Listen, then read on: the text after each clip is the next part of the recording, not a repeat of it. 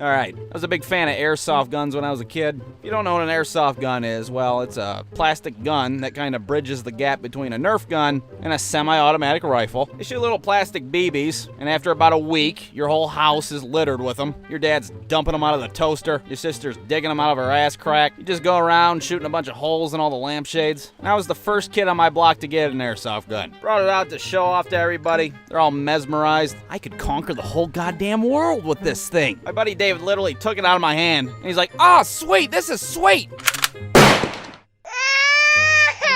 David, what the fuck? It was my turn to shoot Michael in the face. It was a bit of a trendsetter, I gotta say, because like a week later, every kid on the block had an airsoft gun. They didn't have a normal airsoft gun like I did. They had this fucking battery-powered M16 tactical shit, fully automatic, get shot in the face 30 times in 4 seconds. Hold on a damn minute. Jesus, I'm using this Stone Age piece of crap. My shit looks like a Happy Meal toy compared to yours. Michael's over there. Doesn't even have an airsoft gun. He's like shooting BBs through a fucking straw like it's a blowgun. He's wearing his puffy-ass winter coat in the middle of July, his body armor. There'd always be somebody out of ammo trying to call timeout. Wait a minute, timeout! Bitch, there ain't no timeout in airsoft!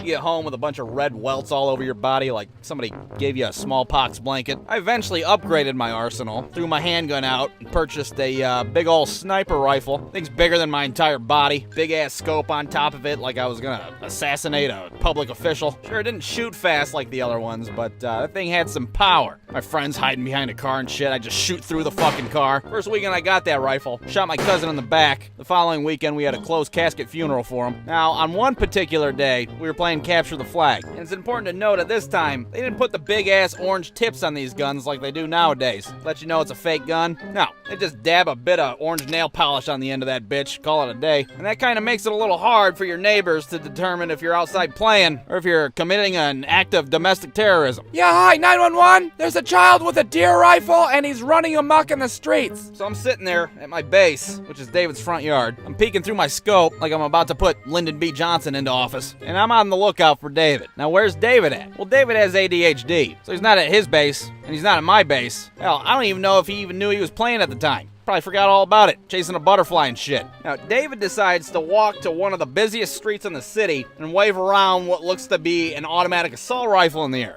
Well, imagine David's surprise when about 4 seconds later, a goddamn paddy wagon pulls up in front of him. Bunch of cops pile out. They got their guns drawn on this completely oblivious, attention deficit child. Now, I wasn't there. I was around the block waiting to shoot David in the teeth with my Kennedy killer. But I bet that turd in his pants was massive. Well, it didn't take him long to figure out that David's gun wasn't real. Luckily, he wasn't massacred on the street right there and then. They load his ass in the back of the wagon, like the wild animal that he is, and they pull up to the front of his house. Now, I was there for this part, and I can say for sure that the turd in my pants was massive.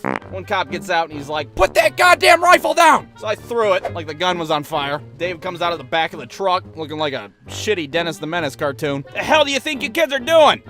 We're just playing. Why's that kid wearing that puffy ass coat? It's 94 degrees outside. David's mom comes running out like they're filming an episode of Law and Order in her front yard. Instead of getting a chance to meet Ice-T, she's got to deal with this bullshit. Now, the cops were really cool about this whole shitty situation. They gave David's mom our arsenal of plastic weapons, and they're all like, "Well, we could have murdered your kid and got away with it, but, well, we didn't, so you're welcome. Why don't you give him a wiffle ball bat or some shit to play with instead? Jesus Christ." So the moral of the story is, don't be a fucking idiot waving a weapon around in the street.